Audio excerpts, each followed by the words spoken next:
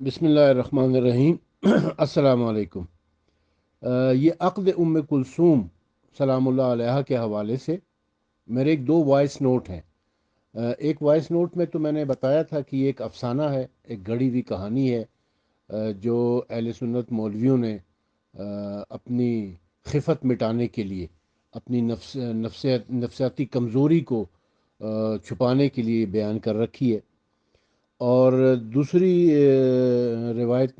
دوسری voice note میں نے یہ بتایا تھا، ان روایات کا ذکر کیا تھا جس سے یہ پتہ چلتا ہے کہ یہ جس کلثوم کی شادی حضرت عمر سے ہوئی تھی، وہ کلثوم بنت ابو بکر تھیں، جو اسما بنت امیس رضی اللہ تعالی عنہا کے بطن سے پیدا ہوئی تھی۔ اس کے جواب میں ایک مولوی صاحب ہیں، انہوں نے جو ہے وہ ایک میسج مجھے کیا ہے، اور یہ کہا ہے کہ جی یہ ایسی روایات تو اہل تشیع کی کتابوں میں بھی موجود ہیں۔ تو اہل تشیع کی کتابوں میں جو روایات ہیں وہ کیا ہیں، اور ان کا آج تجزیہ میں آپ کی خدمت میں پیش کروں گا۔ اور یہ علامہ شہید عبد الکریم مشتاق صاحب، خدا انہیں کروٹ کروٹ جنت نصیب کرے، بہت ساری کتابوں کے مصنف تھے اور بڑی زبردست اور مناظرانہ کتابیں انہوں نے لکھی ہیں۔ ان کی ایک کتاب ہے افسانہ عقد کلثوم، اس سے میں آپ کی خدمت میں پیش کروں گا کہ یہ جو شیعہ کتابوں میں جو روایات آئی ہوئی ہیں، وہ روایات سب ضعیف ہیں، ان کے راوی سب مجہول ہیں یا ضعیف ہیں، یا ان میں کسی نہ قسم کی جرح پائی جاتی ہے۔ اس حوالے سے عرض یہ ہے کہ فروع کافی، الاستبصار، تہذیب الاحکام کی جو روایات عدت گزارنے کے مسئلے پر مولوی عبد الرحمن صاحب نے نشان کروائی ہیں، اس کے راوی مجروح اور مقدوع اور فاسد العقیدہ ہیں۔ فروع کافی کے راوی حمید بن زیاد اور ابن سماع ہیں۔ ان دونوں کا تعلق مذہب واقفی سے ہے، جن کو کفر و زندقہ تک مماثلت ہے، جیسا کہ رجال مقانی جلد اول صفحہ نمبر 378 پر امام رضا علیہ السلام کی احادیث سے ثابت ہے کہ اسی روایت کا ایک راوی حسن بن محمد بن سماع ہے، جو علماء رجال کے نزدیک بالاتفاق واقفی مذہب رکھتا ہے۔ آپ یہ رجال کشی کے صفحہ نمبر 293 پر ملاحظہ فرما سکتے ہیں۔ اسی طرح دوسری روایت کا راوی حشام بن سالم ہے، جو فاسد العقیدہ تھا اور اللہ کی صورت مانتا تھا۔ ملاحظہ فرمائے رجال کشی صفحہ نمبر 184 پر۔ یہ روایت سلیمان بن خالد سے بھی مروی ہے، جو زیدیہ فرقے سے تھا۔ تنقیح المقال جلد نمبر 57 پر ہے کہ نجاشی اور شیخ طوسی نے اسے ثقہ تسلیم نہیں کیا۔ ابن داؤد نے اس کو ضعیف قرار دیا ہے، اور مقیاس الداریہ صفحہ نمبر 74 پر ہے کہ زیدی، واقفی، ناسبی ایک ہی منزلت پر ہیں۔ مسالک الافہام کتب معتبرہ میں شمار نہیں ہوتی ہے۔ اس میں شارح کی اپنی رائے کا ذکر ہے، جو حجت قرار نہیں پا سکتا، حالانکہ اس کے خلاف کثرت سے شواہد موجود ہیں۔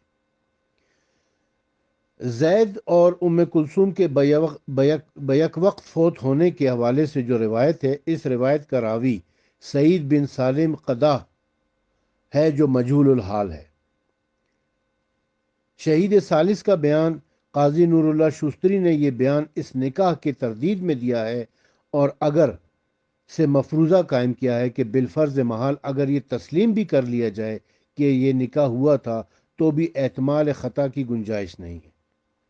علامہ شہر آشوب کی رائے کہ علامہ شہر آشوب نے مناقب میں شیعہ و سنی دونوں طرح کی روایات نقل کی ہیں۔ یہ کتاب ذاتی عقیدے سے بالاتر ہو کر نقل برائے نقل پر مبنی ہے۔ مجموع الفضائل کے نام سے اس کا اردو ترجمہ سرکار ادیب اعظم سید ظفر حسن صاحب قبلہ نے شائع فرمایا ہے، جو عام دستیاب ہے۔ اس کتاب کی جلد نمبر 2 صفحہ نمبر 274 پر یہ ذکر موجود ہے، اور اس کے بعد یہ تحریر کیا گیا ہے کہ علامہ شہر آشوب نے یہ رائے صاحب شافی اور صاحب الانوار کی لکھی ہے، نہ کہ اپنا عقیدہ۔ شیعوں نے اس تجویز کو کسی وقت بھی تسلیم نہیں کیا۔ اس غلط روایت کی تردید میں متعدد کتابیں لکھی جا چکی ہیں۔ اس کے بعد والی روایت نقل کرنے کے بعد تحریر ہے کہ یہ سب معاویہ شاہی ٹیکسٹائل کے کھوٹے سکے ہیں۔ ایسی روایات نہ عقلاً صحیح ہیں نہ نقلاً۔ سرکار علم الہدا کی تحریر جناب علامہ مرتضیٰ علم الہدا نے محض اس قسم کے نکاح کی صورت کو جائز قرار دینا فرض کیا ہے، نہ کہ حضرت عمر اور حضرت ام کلثوم بنت علی و فاطمہ سلام اللہ علیہا کے عقد کو تسلیم کیا ہے۔ شیخ قمی کا اظہار یہ کہ علامہ شیخ عباس قمی نے صرف اس قصے کا کتابوں میں لکھا ہونا بیان کیا ہے، نہ کہ اس قصے کی تائید کی ہے۔ منتخب التواریخ یہ کتاب مناظرانہ ہے، نہ کہ محققانہ، بلکہ ہر طرح کی تاریخی روایات کا مجموعہ ہے، لہذا حجت قرار نہیں پا سکتی ہے۔ علامہ مجلسی کا موقف یہ ہے کہ علامہ مجلسی نے اپنی ذاتی رائے ہے، جس کی اساس روایات مذکورہ پر ہے، جو کہ صحیح السند ثابت نہیں ہوتی ہیں۔ ایسی ضعیف روایات کی بنیاد پر موافقانہ موقف اختیار کرنا محض خطۂ سہو ہی مقصود ہو سکتا ہے، حالانکہ ملت شیعہ کا اس امر پر اتفاق ہے کہ یہ نکاح محض افسانہ ہے۔ ہم نے شیعہ و سنی دونوں منقولہ روایات کو علم الرجال کی روشنی میں ناقابل قبول ثابت کر دیا ہے۔ مولوی صاحب کا یہ ارشاد ہمارے نزدیک قطعاً محمل ہے اور جبراً و اضطرار کی صورت میں یہ نکاح تسلیم کرتے ہیں، حالانکہ ہماری تحقیق کے مطابق اس نکاح کا انعقاد ہی ثابت نہیں ہے، اور کلینی کی کافی میں مندرجہ روایات کی عبارت ان ذالک فرج غصبہ قول امام نہیں ہو سکتا ہے۔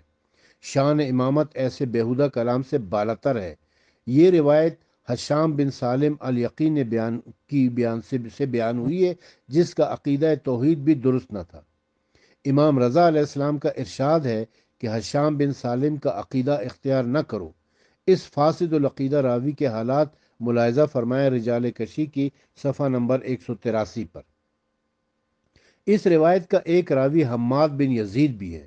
علامہ ہلی نے اس کے بارے میں لکھا ہے کہ وہ عامی یعنی سنی تھا، یعنی غیر شیعہ تھا۔ دیکھیے خلاصۃ العقول کے صفحہ نمبر 219 پر۔ نیز اس روایت کی سند بعض نے زبیر بن بکار تک پہنچائی ہے، جو کٹر ناسبی اور دشمن اہل بیت تھا۔ اب جس روایت کے راوی اس طرح کے افراد ہوں، اس کا کیا مقام ہو سکتا ہے؟ اس طرح علامہ خلیل قزوینی نے الصافی میں جو تشریح کی ہے، اس کا مدار بھی زبیر بن بکار کی روایت پر ہے۔ زبیر بن بکار شیعوں کے نزدیک تو قطعاً ناسبی ہے، مگر اہل سنت علماء نے بھی اسے وضع ناقابل اعتبار اور مردود قرار دیا ہے۔ ملاحظہ کر لیں آپ میزان الاعتدال کی جلد نمبر 1 صفحہ نمبر 340 پر، جو علامہ ذہبی خود ایک ناسبی کی لکھی ہوئی کتاب ہے۔ مولوی صاحب نے جو یہ قصہ صحیفہ بنت ہرہ جنیہ کا تحریر کیا ہے، وہ عقلاً لغو ہے۔ ہمارے علماء نے اس کی صحت سے انکار کیا ہے۔ آیت اللہ آقا سید جعفر بحر العلوم نجفی نے کتاب تحفۃ العالم شرح خطبۃ المعالم جلد نمبر 1 صفحہ نمبر 240 میں اس روایت کو من گھڑت قرار دیا ہے، اور امام جعفر صادق علیہ السلام کی ایک روایت میں تحریف ٹھہرایا ہے۔ وہ روایت اس طرح ہے کہ عمر ابن ازنیہ سے امام جعفر صادق علیہ السلام سے دریافت کیا کہ لوگ ہم پر بحث کرتے ہیں، امیر المومنین نے فلاں کو لڑکی بیاہ دی۔ امام ٹیک لگائے تشریف فرما تھے، جوش غیرت میں اٹھ بیٹھے اور فرمایا، جو لوگ ایسا گمان کرتے ہیں وہ رائے راست کی طرف ہدایت پانے والے نہیں ہیں۔ سبحان اللہ، کیا امیر المومنین اس بات پر قادر نہ تھے وہ اپنی لڑکی کو ان سے چھڑا سکتے اور ان کے اور اس کے درمیان حائل ہوتے؟ انہوں نے محض گمان کر کے جھوٹ باندھا ہے۔ اس روایت کا حوالہ آپ دیکھ سکتے ہیں ناسخ التواریخ جلد نمبر 3 صفحہ نمبر 408 پر۔ الغرض ہمارے مسئلے کے تشیع کے مطابق اس نکاح کا وقوع ہی ثابت نہیں ہے، اس لیے اس ضمن میں کسی تعویل من گھڑت کو ہم کوئی اہمیت نہیں دیتے۔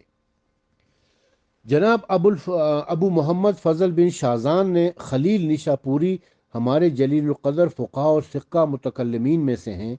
آپ امام رضا علیہ السلام، امام محمد تقی علیہ السلام، امام نقی علیہ السلام اور امام حسن عسکری علیہ السلام کے مقتدر صحابی تھے۔ آپ کو اہل سنت نے بھی معتمد علیہ تسلیم کیا ہے۔ آپ اس افسانوی نکاح کی شدت سے تردید فرماتے ہیں کہ لوگوں نے غلط طور پر یہ وہم کر لیا ہے کہ عمر نے ام کلثوم الکبریٰ بنت امیر المومنین کا رشتہ طلب کیا، بلکہ انہوں نے ام کلثوم بنت جروی خزائیہ سے نکاح کیا تھا۔ تاریخ کم حسن بن محمد حسن نشاپوری شیخ صدوق کی کتاب صفحہ نمبر 193 جو کہ تہران سے شائع ہوئی ہے۔ سرکار علامہ شیخ مفید کا علمی مرتبہ زہد و تقوی علماء اہل سنت نے بھی تسلیم کیا ہے۔ آپ نے بھی اس فرضی نکاح کی شدید تردید فرمائی ہے اور تحریر کیا ہے کہ یہ روایت جو وارد ہوئی ہے کہ جناب امیر المومنین نے اپنی لڑکی کی شادی حضرت عمر سے کر دی، بالکل ثابت نہیں ہے، چونکہ اس کا راوی زبیر بن بکار ہے جس کا طریقہ مشہور ہے۔ یہ شخص نقل روایات میں ناقابل اعتماد ہے اور محتمم ہے، کیونکہ یہ حضرت علی علیہ السلام کا دشمن تھا اور بنو ہاشم پر اپنے دعووں میں بالکل ناقابل اعتماد ہے۔ در حقیقت یہ روایت اس لیے نشر ہو گئی کہ ابو محمد یحییٰ بن حسن صاحب نے اپنی کتاب میں اس کو لکھ دیا۔ لوگوں نے علوی سمجھ کر اس روایت کو صحیح سمجھ لیا، حالانکہ اس نے یہ روایت زبیر بن بکار سے کی ہے، اور یہ روایت بھی بذات خود مختلف طور پر نقل کی گئی ہے۔ یہ زبیر بن بکار کبھی یہ نقل کرتا ہے کہ امیر المومنین نے خود اپنی بیٹی کا نکاح کیا، کبھی روایت کرتا ہے کہ عباس کو اس کا عقد کا متولی بنایا، کہیں روایت کرتا ہے کہ یہ عقد حضرت عمر کی دھمکیوں پر واقع ہوا، کبھی کہتا ہے کہ اختیار و ایثار پر نکاح ہوا۔ پھر بعض نے یہ کہا کہ عمر کا ایک لڑکا بھی پیدا ہوا جس کا نام زید ہے۔ کچھ لوگ کہتے ہیں کہ زید بن عمر کی اولاد بھی ہے۔ بعض نے کہا کہ وہ بے اولاد تھا۔ کئی کہتے ہیں کہ یہ اور اس کی ماں دونوں قتل کر دیے گئے۔ کسی نے کہا ہے کہ ماں بعد میں بھی زندہ رہی۔